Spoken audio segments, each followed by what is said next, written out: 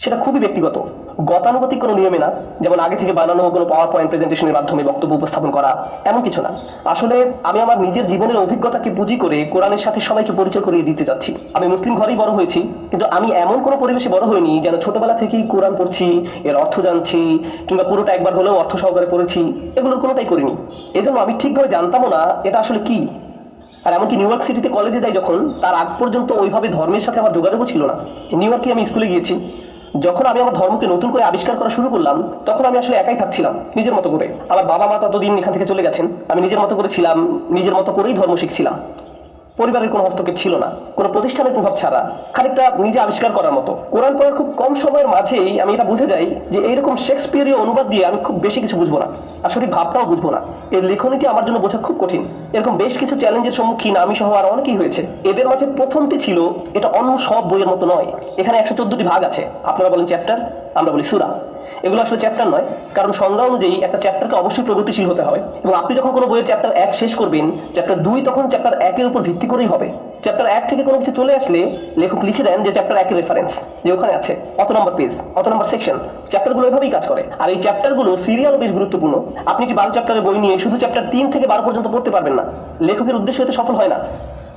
কিন্তু আপনি যদি কোরআনের দিকে তাকান, প্রথমেই যে ব্যাপারটি আপনি লক্ষ্য করবেন সেটা হলো এখানে কয়েকটি ক্রম বা সিরিয়াল আছে। চ্যাপ্টারের বদলে সূরা লিখে ফেলুন, চ্যাপ্টারের বদলে সূরা। কতগুলো আছে? 114টি। এইগুলোকে বিভিন্নভাবে সিরিয়াল করা যেত। প্রথমত এগুলোকে বিষয় অনুযায়ী সিরিয়াল করা যেত, যেটা সাধারণত সব বই করা হয়, কিন্তু সেটা করা হয়নি। বিষয় অনুযায়ী কোরআনকে এইভাবে ভাগ করা হয়নি। আরেকভাবে ভাগ করা যেত, সেটা হলো নাজিলের সময় অনুযায়ী ক্রমানুসার। তবে আমরা বিশ্বাস করি কোরআন আমাদের নিকট নাজিল করা হয়েছে 23 বছর ধরে। মহানবী সাল্লাল্লাহু আলাইহি সাল্লামের কাছে অল্প অল্প করে ওহী এসেছিল, আর ওটা তখন মুখস্থ করা হয়েছে। এটি একটা মৌখিক প্র্যাকটিস ছিল, লিখিত নয়। তাহলে আপনার মনে হতে পারে যে প্রথমে যেটি মুখস্থ করা হয়েছিল সেটি চ্যাপ্টার 1, এরপর চ্যাপ্টার 2, কিন্তু আসলে সর্বপ্রথম যে ওহী এসেছিল আপনি সেটাকে বইয়ের একদম শেষের দিকে পাবেন। প্রায় 600 পৃষ্ঠা বই, আপনি হয়তো 580-র দিকে পাবেন। ওটা ছিল একদম প্রথম ওহী। তাহলে এটা পরিষ্কার যে এটি সময় অনুসারে ক্রম করা হয়নি, তাহলে এটি বিষয় অনুসারেও করা হয়নি, আবার সময়ের ক্রম অনুসারেও করা হয়নি। অনেক আধুনিক পাঠকের জন্য এটা একটা বিরাট চ্যালেঞ্জ। এখন আধুনিক পাঠকদের জন্য তৃতীয় যে চ্যালেঞ্জ হতে পারে সেটি হলো এটি সাইজ অনুসারেও নেই। আপনি হয়তো ভাবতে পারেন একদম বড় চ্যাপ্টারগুলো প্রথমে, এরপর একদম ছোটগুলো শেষে। না, ওভাবেও না। প্রথমটি বেশ ছোট, এরপর এটি বেশ বড়, আবার ছোট। তাহলে এটি সাইজ অনুসারেও নেই, বিষয় অনুসারেও নেই, সময়ের ক্রম অনুসারেও নেই। আমার মতো একজন পশ্চিমা পাঠক, যখন আমি একদম প্রথম এটি পড়ছিলাম, যে এখানে তো কোনো ক্রমই নেই, কোনো সিরিয়ালই তো খুঁজে পাচ্ছি না, আমি যা বুঝতেই পারছি না, খুব বেশি এনক্রিপ্ট করা, সবকিছু একেবারে ছড়ানো ছিটানো। এরপর এত কিছুর পরেও আমি আপনাদেরকে বলেছিলাম, কার কি মনে আছে মুসা আলাইহিস সালামকে নিয়ে কয়টি প্যারা আছে? 70টি। এইগুলো সব এক জায়গায় নেই, সবখানে ছড়ানো ছিটানো। এমনকি ওইগুলো সময়ের ক্রমানুসারে নেই, কয়েক রকমের ক্রমে আছে এগুলো। তো আমার প্রতিক্রিয়া ছিল, এটা আবার কেমন বই? আমি বুঝেই উঠতে পারছিলাম না। এরকমই ছিল আমার অনুভূতি যখন আমি প্রথম কোরআন পড়ছিলাম। কোরআনের অনুবাদ পড়ে, আমি আরব নই, আমি আরবি জানি না, অনুবাদ পড়া ছাড়া আমার আর কোনো উপায় ছিল না। এরপর হঠাৎ আমার মাথায় কি কাজ করলো আমি ঠিক জানি না, কিন্তু আমি সিদ্ধান্ত নিলাম যে আমি আরবি শিখবো। আমি ততটুকু আরবি শিখবো যাতে এই বইটি আমি অনুবাদ ছাড়াই পড়তে পারি। এটি 1999 সালের কথা। আমার ভাগ্য খুব ভালো ছিল, আল্লাহ আমাকে দারুণ প্রতিভাবান একজন শিক্ষক রহমত হিসেবে দিলেন। আমার স্কুল ছিল, চাকরি ছিল। এরপর আমি প্রতিদিন 3 ঘন্টা করে আরবি পড়তাম আমার শিক্ষকের কাছে। প্রতিদিন 18 ঘন্টা এভাবেই যেত। আরবি পড়ার একমাত্র উদ্দেশ্য ছিল কোরআনকে বোঝা, এটাই ছিল আমার একমাত্র উদ্দেশ্য। আমি কথা বলার জন্য আরবি শিখিনি, আরবি লেখার জন্য না, আমার আরব দেশগুলোতে ভ্রমণের উদ্দেশ্য ছিল না, আরব বন্ধুদের সাথে আড্ডা দেওয়ার উদ্দেশ্য ছিল না। এগুলো কোনোটাই আমার অনুপ্রেরণা ছিল না। আমার একমাত্র অনুপ্রেরণা ছিল এই কোরআনকে বোঝা। তো সারমর্ম বলা যায়, এরপর থেকেই আমি আরবি নিয়ে পড়াশোনা করছি, তখন থেকেই আমি কোরআনকে পড়ছি। আর যখন আমি কোরআনকে আরবিতে বোঝার অল্প একটু স্বাদ পেলাম, তখন আমার একটা অবিশ্বাস্য উপলব্ধি হলো, ভাষাগতভাবে এই বইটি অনন্য। আর এটির কিছু সাহিত্যিক তারতম্য আছে, যেগুলো সঠিক মূল্যায়ন করতে হলে অন্যান্য সাহিত্যিক কাজগুলোর সঙ্গে তুলনা করলে চলবে না। এটা নিজের উপরে ভিত্তি করে এটাকে তুলনা করতে হবে। মাঝে মাঝে এটা খুব ভালো একটা উদাহরণ নয়, কিন্তু এটি আপনাদের অল্প হলেও ধারণা দিবে। যেমন ধরুন, কোনো এক সময়ে কেউ একটা নতুন ধরনের মিউজিক আবিষ্কার করলো, আর প্রথম প্রথম মানুষ যখন এটি শুনলো তাদের প্রতিক্রিয়া হলো, এটা আবার কি? কিন্তু এরপর এটাই হয়ে যায় রক অ্যান্ড রোল। বুঝতে পারছেন? কেউ এমন কিছু একটা করলো যা এর আগে কেউ কখনো করেনি। হয়তো অতীতে এর কিছু উপাদান ছড়িয়ে ছিটিয়ে ছিল, কিন্তু এটি পুরোপুরি নতুন এবং অনন্য। আপনি এটাকে মোজার্টের সঙ্গে তুলনা করে বিচার করতে পারবেন না, এটা ভিন্ন। এটা ঠিক যেসব কর্মের মানের সাথে অভ্যস্ত ওই অনুযায়ী নাও হতে পারে। এই জন্য আমি এই ব্যাপারটা হাইলাইট করতে চাই যে কি আসলে কোরআনকে অনন্য করেছে। আর ব্যক্তিগতভাবে আমি সম্মোহিত, আজ পর্যন্ত এই বইটির দ্বারা আমি সম্মোহিত। যতই আমি গবেষণা করি, ততই আমি বসে বসে ভাবি ওয়াও, আল্লাহ পাকের বাণী। এটি আমি ব্যক্তিগতভাবে করি, কারোর উপর এটা চাপিয়ে দিচ্ছি না, আমি আমার নিজের মোহের কারণে এটা করে ফেলি। যারা জানে না তাদের জন্য বলছি, ইসলামিক স্টাডিজ কয়েকটি বিষয় বিভক্ত। কেউ যদি বলে সে ইসলাম নিয়ে পড়াশোনা করবে, সে কয়েকটি বিষয় নিয়ে পড়তে পারে। আরও 15 বছর আগে আমি সিদ্ধান্ত নিয়েছিলাম যে আমি শুধু আরবি ও কোরআন পড়ব, আর এই দুইটা বিষয় নিয়ে আমি এতই মুগ্ধ যে আমি আর কোনো কিছু নিয়েই পড়াশোনা করিনি। ইসলামের অন্যান্য বিষয় নিয়ে আমার প্রশ্ন আছে, হাদিস শিক্ষা, সিরাত শিক্ষা, আর অনেক ভাগ আছে, আইন, শরিয়া, থিওলজি ইত্যাদি। এসব বিষয়ে আমার অনেক প্রশ্ন আসলে আমি আমার বন্ধুদের জিজ্ঞেস করি, যারা ওই সব বিষয়ে আলেম। ওদের জবাবে আমার কাছে যথেষ্ট। এসব বিষয়ে আমার প্রাথমিক জ্ঞানটুকু আছে, কিন্তু কোরআনের ব্যাপারে আমি আমার নিজেকে সামলাতে পারিনি। আমি আপনাদের সাথে তার মাঝে কিছু কিছু ব্যাপার শেয়ার করতে চাই, আপনাদের অন্তত কিছু ধারণা দেয়া যে কেন কোরআন সাহিত্যিক দিক দিয়ে অনন্য। আপনাদের তো বলেছিলাম এটা কি প্র্যাকটিস ছিল, মৌখিক না লিখিত? মৌখিক। তাহলে এটি একটি মৌখিকভাবে সংরক্ষিত টেক্সট। এখন আপনারাই আমাকে বলুন, কোনটা সংরক্ষণ করা কঠিন, লিখিত কিছু নাকি মৌখিক কিছু? মৌখিক। সবাই তাহলে স্বীকার করছেন মৌখিক এমন কোনো কিছু ঐতিহ্য সংরক্ষণ করে রাখা বেশ কঠিন। একটা উদাহরণ দিই, যদি আমি চুপি চুপি এরিকার কানে কিছু বলি আর তাকে বলি যে আপনি একইভাবে এটা পাশের জনকে বলুন, আপনি তার পাশে, সে তার পাশে, এভাবে পুরো ক্লাস। আমরা শেষ মানুষটার কাছে যদি যাই আর আমি এরিকাকে বলেছিলাম বব জোকে ধাক্কা মেরেছে, এরপর সে আরেকজনকে, এরপর সে আরেকজনকে, এভাবে চলেছে। আসল কথাটি কি ছিল? বব জোকে ধাক্কা দিয়েছে, এবং শেষ মানুষটির কাছে যাওয়া পর্যন্ত হবে বব জোয়ের বাড়ি পুড়িয়ে দিয়েছে, তার গাড়ি চুরি করেছে এবং গ্রামের সবাইকে মেরে ফেলেছে। মৌখিক প্র্যাকটিসে এমন কিছুই হয়ে থাকে। কেউ ইচ্ছা করে আসলে কথাটা পরিবর্তন করে না, কেউ ব্যাপারটাকে তার নিজের মতো করে বলতে যায় আর অল্প একটু পরিবর্তন করে ফেলে। কেউ অর্ধেক ভাগ, কেউ এক ভাগ, আরেকজন এক ভাগ, কেউ বা 2 ভাগ, এভাবে পরিবর্তন হয়।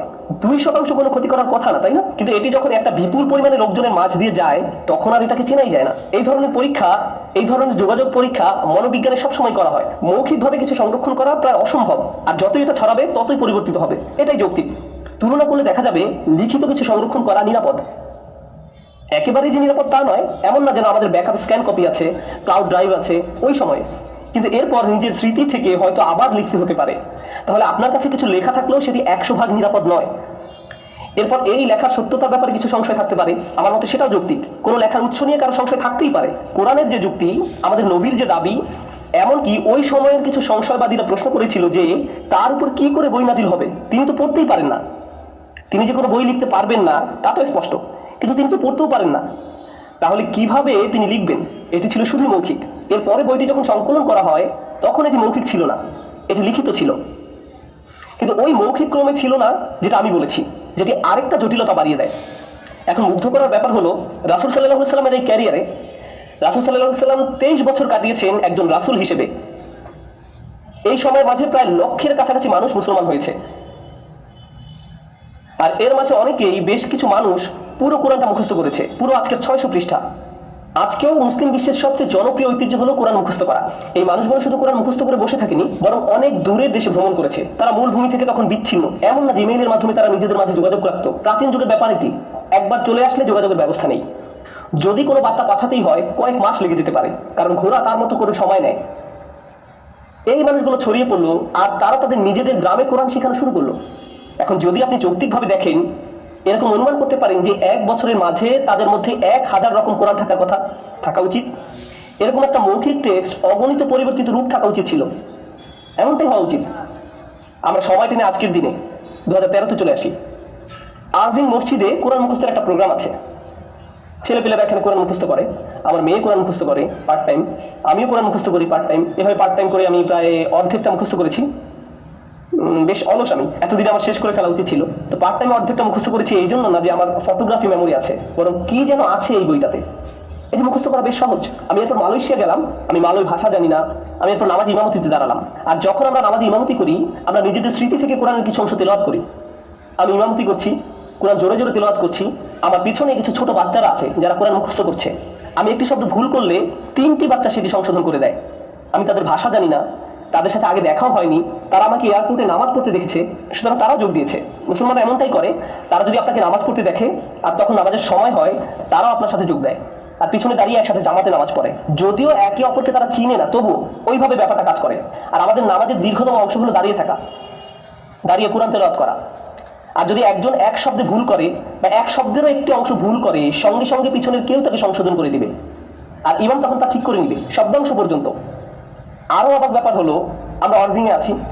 মনে করুন কোনো ইন্টারনেট নেই, কোনো লাইব্রেরি নেই, কোনো বই নেই, কোনো সেলফোন নেই, কম্পিউটার নেই, যত তথ্য আমাদের কাছে থাকে কিছুই নেই।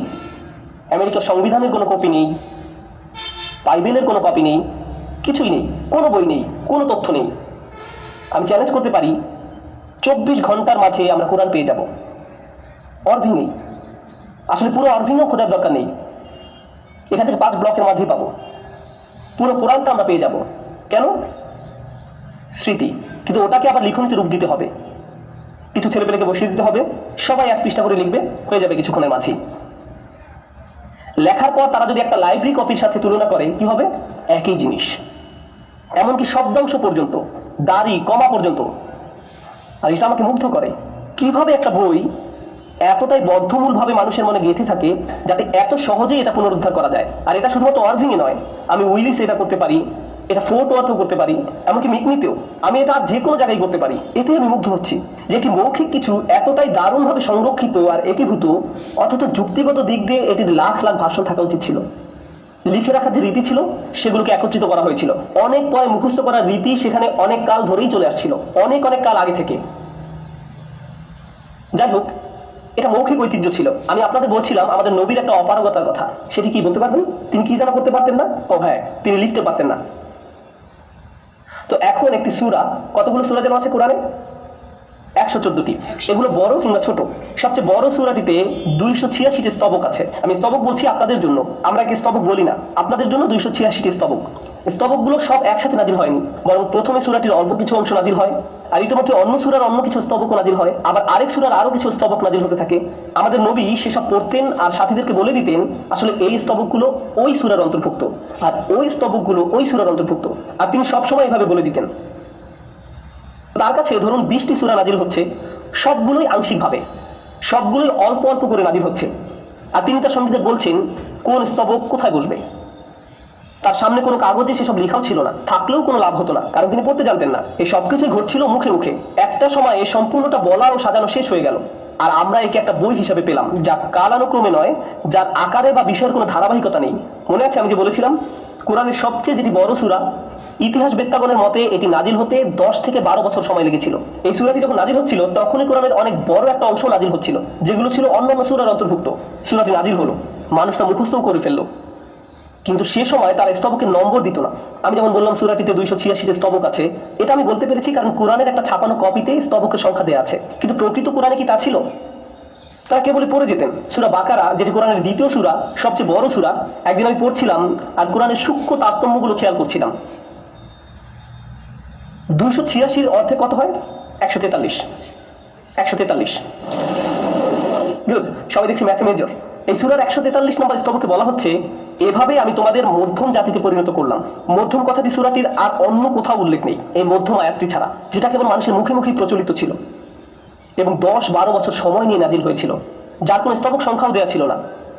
বোর্ডে যা দেখতে পাচ্ছেন আপনারা এটিকে বলতে পারেন একটি মাত্র আয়াতের সংক্ষিপ্ত সারাংশ, একটি স্তবকের সংক্ষিপ্ত সারাংশ। এটাকে বলা হয় আয়াতুল কুরসি কিংবা সিংহাসনের আয়াত। এটা আল্লাহ সম্পর্কে বলা হয়েছে। এই আয়াতে 9টা বাক্য আছে, একটি স্তবক, কিন্তু বাক্য কয়টি? 9টি। এখন দেখুন, প্রথম বাক্যটি আল্লাহু লা ইলাহা ইল্লা হুয়াল হাইয়ুল কাইয়ুম। আল্লাহ ছাড়া কেউ উপাস্য নয়, তিনি চিরঞ্জীব এবং সকলের প্রতিপালক, তিনি সবকিছু দেখাশোনা করেন, কোনো কিছু অক্ষুণ্ণ থাকে না যদি না তিনি সেটি অটুট রাখতে চান। এটা হলো প্রথম বাক্য। প্রথম বাক্যে আল্লাহ তাআলার দুটি বিশেষ গুণের কথা বলা হয়েছে, একটি হলো তিনি চিরঞ্জীব, অপরটি প্রতিপালক। দ্বিতীয় বাক্যটিতে বলছে লা তাখুযুহু সিনাতুন ওয়ালা নাওম, তন্দ্রা এবং নিদ্রা তাকে স্পর্শ করে না। তন্দ্রা বলতে বোঝানো হয়েছে নিদ্রার পূর্ববর্তী অবস্থাকে, অর্থাৎ একটু পরেই আপনি ঘুমিয়ে পড়বেন। আপনি কোনো ক্লাসরুমে বসে থাকলে সচরাচর যা অনুভব করেন, প্রথমে তন্দ্রা, এরপরই নিদ্রা। এরপর তিনি বলছেন লাহু মা ফিস সামাওয়াতি, এর আগেরটা কিন্তু দ্বিতীয় বাক্য ছিল। তো তৃতীয় বাক্য লাহু মা ফিস সামাওয়াতি ওয়া মা ফিল আরদ, তিনি আকাশ এবং জমিনে যা কিছু আছে সবকিছুর মালিক, আসমান এবং জমিনে যা কিছু থাকা সম্ভব সবই তার। চতুর্থ বাক্য মান যাল্লাযী ইয়াশফাউ ইনদাহু ইল্লা বিইজনিহি, কে আল্লাহর কাছে মধ্যস্থতা করবে। আমি মধ্যস্থতা শব্দটি ব্যাখ্যা করব, কারণ আমি যখন অনুবাদ করেছি আমি এই শব্দটার মানে বুঝিনি, আর আমি ধারণা করছি আপনাদের মধ্যেও কেউ কেউ এই শব্দটার মানে বুঝতে পারবেন না। এর মানে হলো আপনি যখন কোনো সমস্যায় পড়েন চাকরির ক্ষেত্রে এবং আপনাকে এখনই বের করে দেওয়া হবে, কিন্তু অফিসের ম্যানেজার হলো আপনার মামা, তিনি আপনার এবং কোম্পানির সিইওর মাঝে এসে দাঁড়িয়ে বললেন সে তো আমার ভাগ্নে, ওকে দয়া করে আরেকটা সুযোগ দিন, এত কঠোর হবেন না। এখানে মামা মধ্যস্থতা করলেন। আপনি একটি ঝামেলায় পড়তে যাচ্ছিলেন, কিন্তু আপনার মামা ছিল বলে তিনি আপনাকে বাঁচিয়ে দিলেন। অথবা পথে পুলিশ আপনাকে আটকালো, আপনার গাড়ির জানালা দিয়ে পুলিশ দেখতে পেলেন, আপনি নিজেকে বাঁচাতে চাইছেন, সে সময় বললেন, ও আপনার হ্যাটটা খুবই সুন্দর স্যার। কিন্তু এই কথায় কাজ হলো না।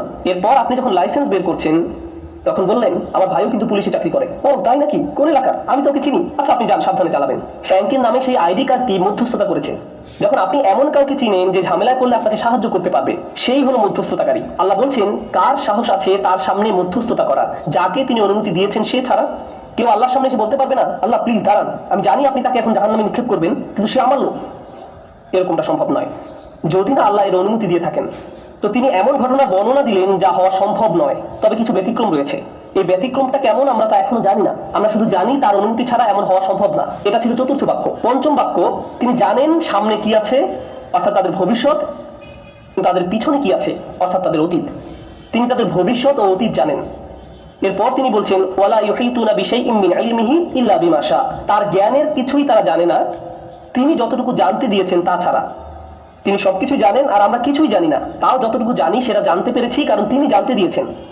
সুতরাং আমরা যা জানি সেটা হলো ব্যতিক্রম, যা তিনি আমাদের জানতে দিয়েছেন।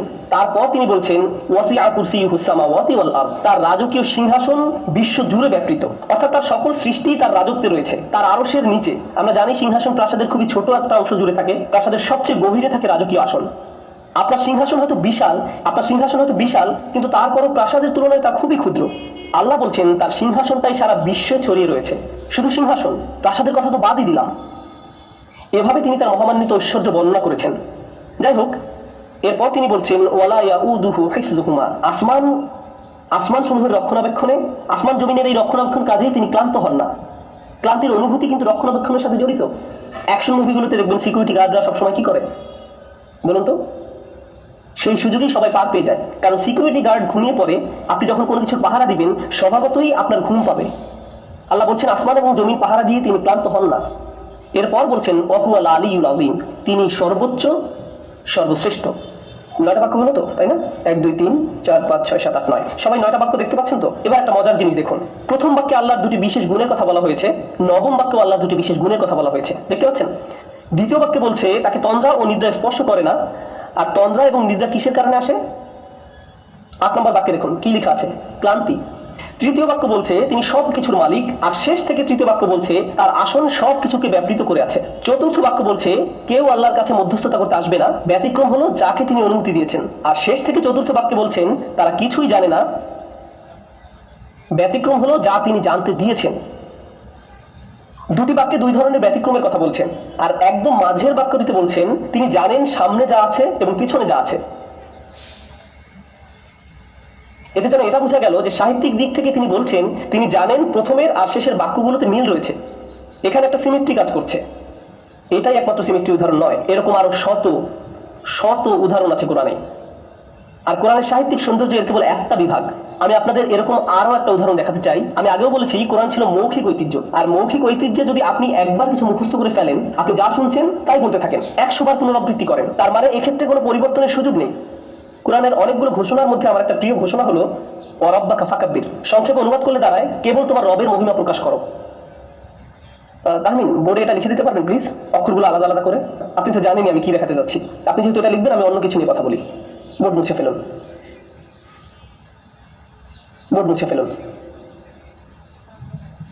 আমি আপনাদের কোরআনের একটা গভীর বিষয়ের উদাহরণ দিতে চাই, কোরআনকে কিভাবে বিন্যস্ত করা হয়েছে সে বিষয়ে।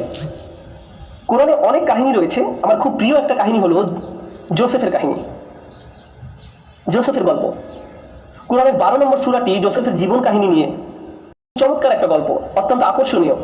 এটা 12 নম্বর সূরা, যাকে 12 ভাগে বিভক্ত করা হয়েছে। জোসেফের গল্পের 12টি অংশ। গল্পের প্রথম 6 ভাগে সমস্যা তৈরি হয়েছে, আর পরবর্তী 6 ভাগে সেই সমস্যাগুলোকে সমাধান করা হয়েছে। প্রথম ভাগে তিনি একটি স্বপ্ন দেখেছিলেন, আর একদম শেষ ভাগে তার স্বপ্ন বাস্তবে রূপান্তরিত হয়েছে।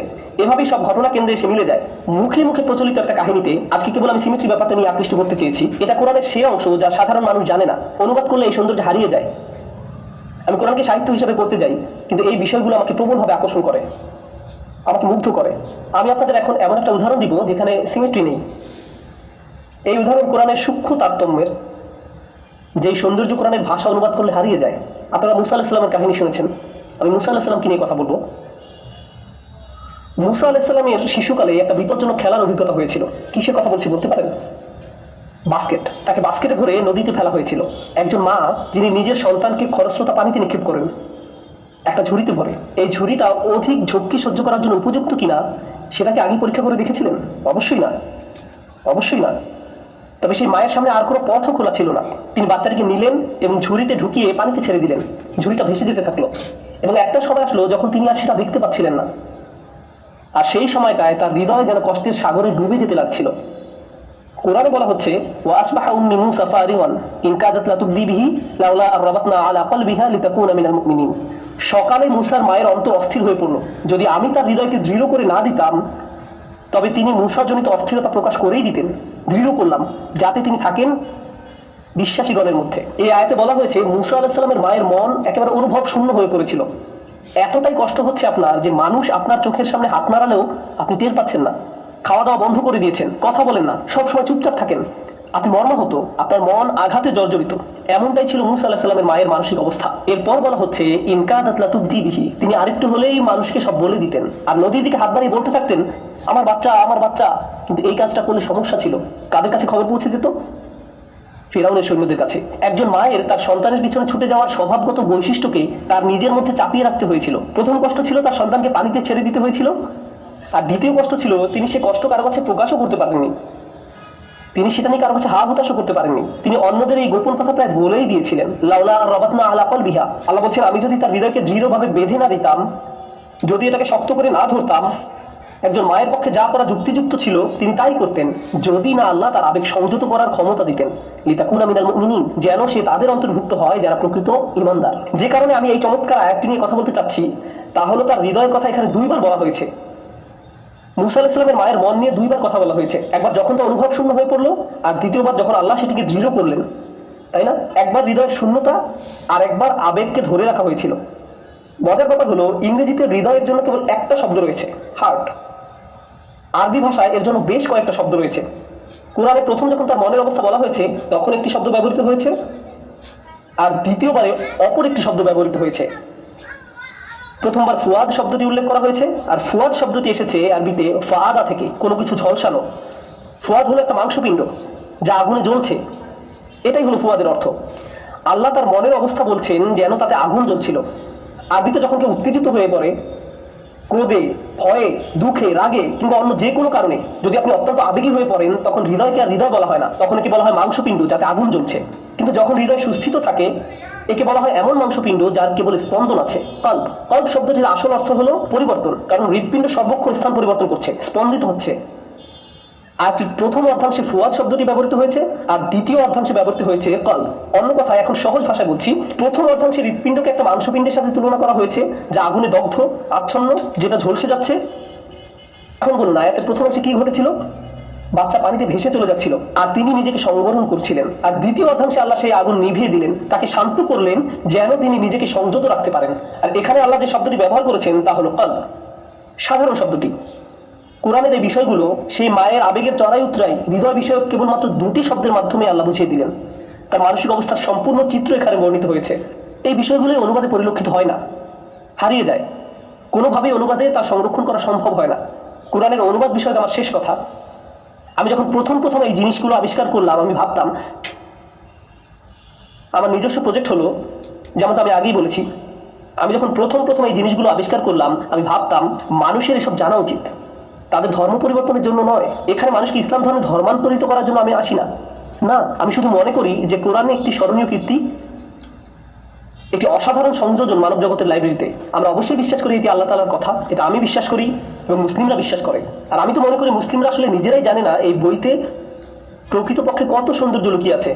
আমাদের মাঝে কত মুসলিম আছেন যারা জানেনই না এই বই থেকে তারা কতটা উপকৃত হতে পারেন। তো আমি চাচ্ছিলাম সবাই যেন এই বই থেকে সাহিত্যিক বিষয়ক শিক্ষা গ্রহণ শুরু করে, যাতে মানুষ যখন এই বই নিয়ে কথা বলবে তারা এর সম্পর্কে জেনে কথা বলবে, হোক সে মুসলিম কিংবা অমুসলিম।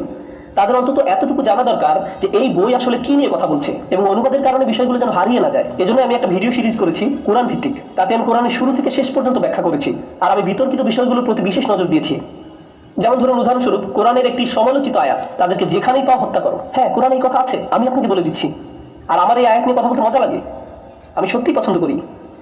কেন জানেন? কারণ আমি মনে করি যদি এই আয়াতের মর্মার্থ মানুষকে যথাযথভাবে বোঝানো হয়, এর অর্থের কোনো তারতম্য না করে, কোনো ফাঁকি দেওয়া ছাড়াই এই আয়াতের ঐতিহাসিক প্রেক্ষাপট থেকে সঠিকভাবে বিবেচনা করলে এই আয়াত নিয়ে কথা বলতে আমার বিন্দু মাত্র লজ্জাবোধ করবে না, বরং আমি এই আয়াত নিয়ে গর্ববোধ করি। আর আমি মনে করি যে কোনো সভ্য মানুষেরই একই অনুভূতি হবে।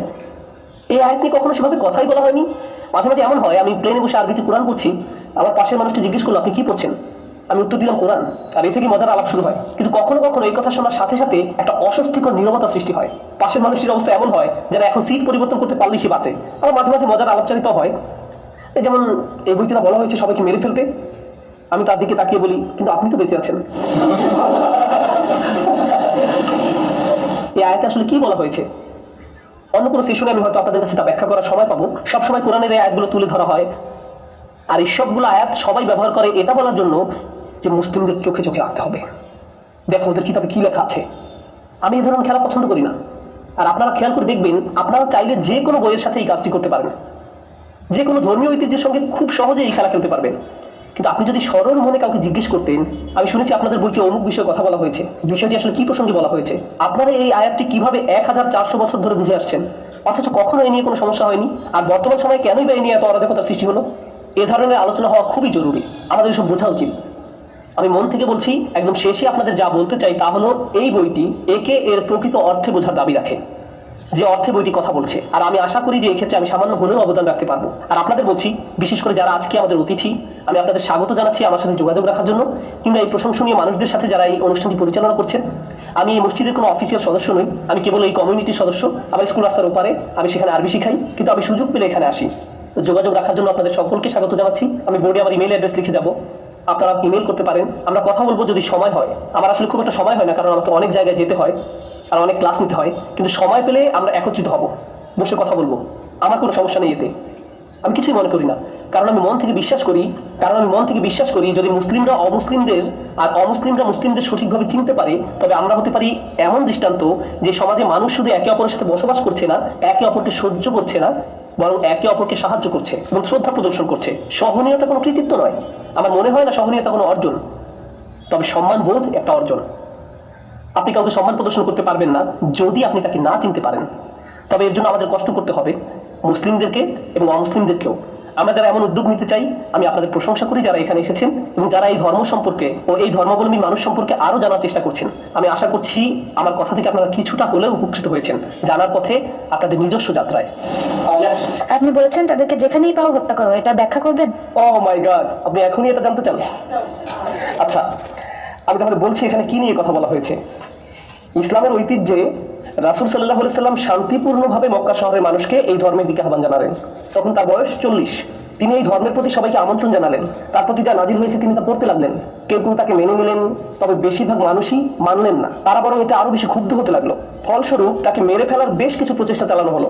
এরপর যারা নবীকে মেনে নিলেন তাদের প্রাণহানির চেষ্টা করা হলো। এটা এমন একটা পর্যায়ে চলে গেল যখন তাদের পক্ষে সেখানে বসবাস করা সম্ভব হচ্ছিল না। তারা গোপনে পালিয়ে যেতে বাধ্য হলেন, ফেলে গেলেন নিজেদের ব্যবসা বাণিজ্য, নিজেদের ঘর বাড়ি, কিছু কিছু ক্ষেত্রে তাদের পরিবার পরিজন, এমনকি কয়েকজনকে যন্ত্রণা দিয়ে মেরেও ফেলা হয়েছিল। কিন্তু তারা পাল্টা কোনো প্রতিশোধ গ্রহণ করেনি, তারা অন্য একটা শহরে পালিয়ে যায় যেখানে তাদেরকে স্বাগত জানানো হয়। ওখানকার বেশিরভাগ মানুষই ধর্মটিকে গ্রহণ করে নেয়। ওখানকার খ্রিস্টান ও ইহুদি সম্প্রদায়কে নিয়ে এক ধরনের বহু সমন্বিত সরকার গঠন করা হয়। এইভাবে তারা একটা সমাজ গঠন করে।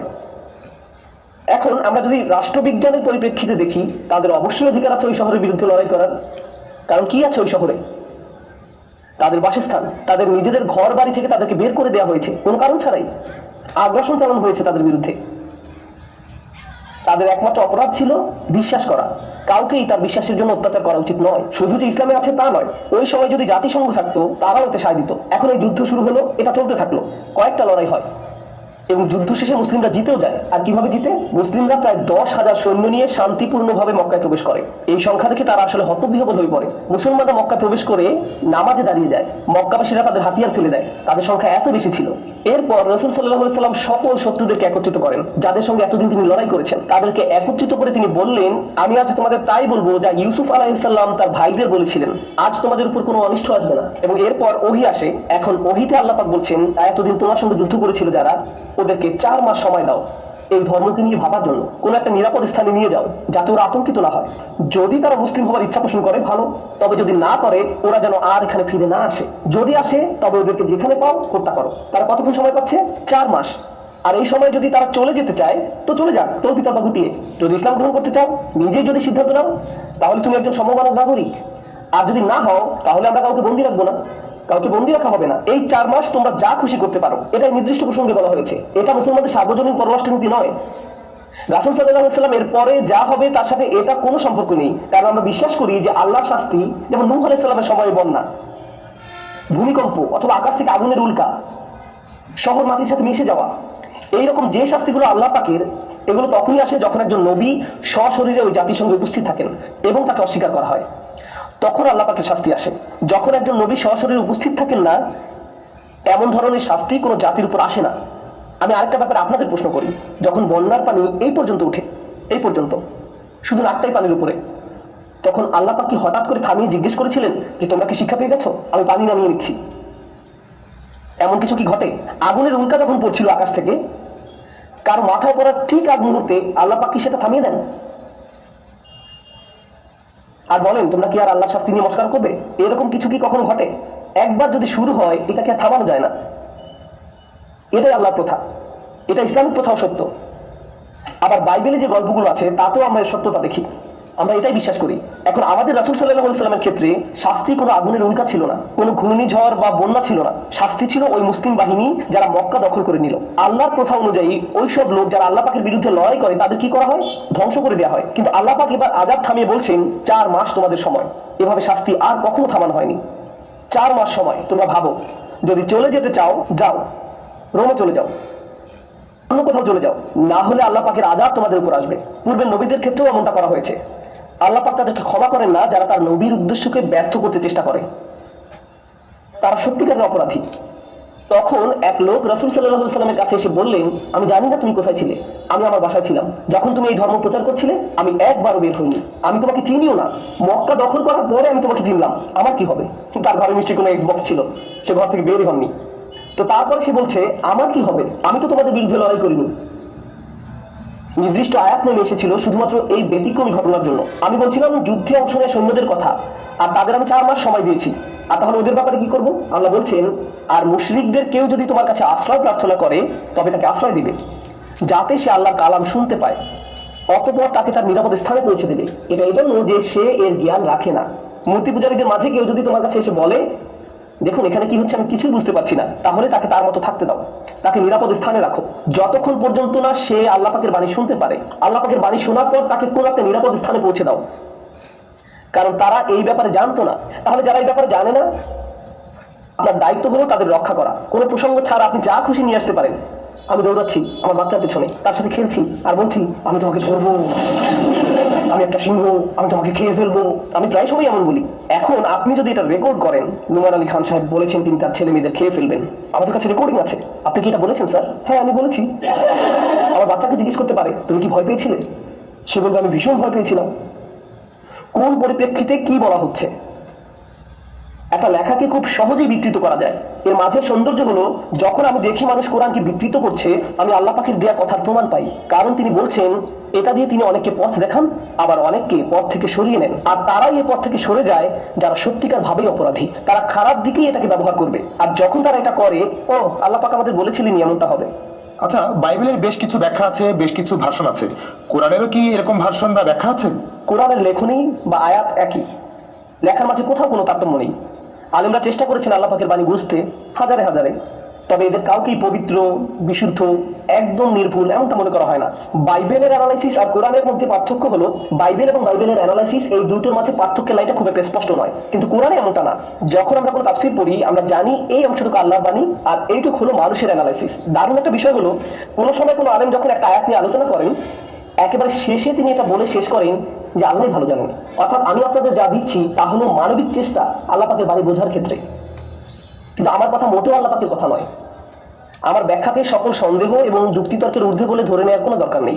আমার ব্যাখ্যাকে সব সন্দেহ এবং যুক্তিতর্কের ঊর্ধ্বে বলে ধরে নেওয়া যাবে না। আমি মানসুকের ব্যাপারে শুনেছি, আপনি কি এটার ব্যাপারে কিছু বলবেন? অবশ্যই। এটা হলো আল্লাহ পাক কিছু একটা বাণীর মাধ্যমে বললেন, কিছু সময় লোকজন এটা পালন করলো, তারপর যখন তারা এটা পালন করার ক্ষেত্রে কিছুটা পরিপক্কতা অর্জন করে, তিনি আরো সুনির্দিষ্ট বিধান অবতীর্ণ করেন, অথবা সে বিধানের চূড়ান্ত ভার্সন অবতীর্ণ করেন। যেমন আরব সমাজে পানি কি খুব একটা সহজলভ্য? না। প্রাকৃতিক সম্পদ হিসেবে নয়, আর তা সহজলভ্য ছিল না।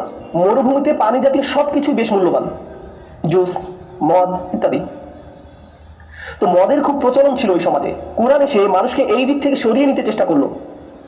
আল্লাহ প্রথমেই বলেননি যে মদ খাওয়া বন্ধ করো, কারণ তিনি জানেন, আর আমরাও এখন জানি, আমরা যদি কাউকে বলি যে মদ খাওয়া থামাও, আর তার সঙ্গে সঙ্গে থামিয়ে দেবে, এইভাবে হয় না। মানুষ এইভাবে কাজ করতে পারে না। আর আল্লাহ পাক বলেন, তিনি আমাদের ভালোভাবেই জানেন। তো তিনি প্রথমে বললেন যে এটার অপকারিতা এর উপকারিতার চেয়ে অনেক বেশি। প্রথমেই বলেননি যে বন্ধ করো, বললেন খারাপগুলো ভালোর চেয়ে অনেক বেশি। এরপর কয়েক বছর পর বললেন, যখন নামাজে আসো মদ্যপ অবস্থায় এসো না, যতক্ষণ না পর্যন্ত তুমি বুঝতে পারো তুমি কি বলছো, অন্তত নামাজটাকে সম্মান করো। মদ্যপ অবস্থায় নামাজের কাছেও এসো না। এখন ব্যাপার হলো, মুসলিমরা 5 ওয়াক্ত নামাজ পড়ে কয়েক ঘন্টা পর পর। তো এখন বাস্তবিক অর্থে হয় আপনি নামাজ পড়বেন অথবা মদ পান করবেন। আর মদ খেলেও এখন আপনি আর বেশি খেতে পারবেন না। কেন? খুব বেশি খেলে আরো বেশি সময় লাগবে ঘোর কাটতে, নামাজ কিছুক্ষণ পরেই। সুতরাং আপনি যদি এই আদেশটি পালন করতে চান, আপনার পক্ষে আর শান্তিতে মদ খাওয়া সম্ভব না। এরপর শেষ আদেশ আসে এই ব্যাপারে যে এটি শয়তানের একটি হাতিয়ার, এটা থেকে তোমরা দূরে থাকো। অতএব তোমরা কি এখনো নিবৃত্ত হবে না? মদ পান সম্পর্কে এটাই ছিল চূড়ান্ত আদেশ। এটাই হলো অ্যাব্রোগেশন, অর্থাৎ কিছু হালকাভাবে প্রথমে দেওয়া হয়েছিল, এরপর আরেকটু, তারপর আরো একটু। একেবারে শুরুতেই বলা হয়নি যে এটি শয়তানের হাতিয়ার, তোমরা থামো। আমি ব্যক্তিগতভাবে নিজেই দেখি এর ফল। আমি আপনাদের বলছি না যে আপনারা মদ খান বলে আপনারা শয়তানের অনুসারী বা এমন কিছু, আমি এটা বলছি না। কিন্তু আমার সমাজে আমি মদের কুফল ঠিকই দেখি, সহজেই দেখা যায়। অপরাধ সংগঠনের পরিসংখ্যানের দিকে তাকান, আপনি নিজেই বলতে পারবেন। এর কুফল জানতে চান? কোন এক শুক্রবার রাতে বেরিয়ে পড়ুন, কতজন মানুষ? আমি ঠিকই বিশ্বাস করি, খুব বেশি ব্যাখ্যার প্রয়োজন নেই। তো আল্লাহ বললেন এর কুফল এর সুফলের চেয়ে বেশি। কেউ হয়তো বলবে এটা আপনার রক্ত সঞ্চালনে বেশ উপকার।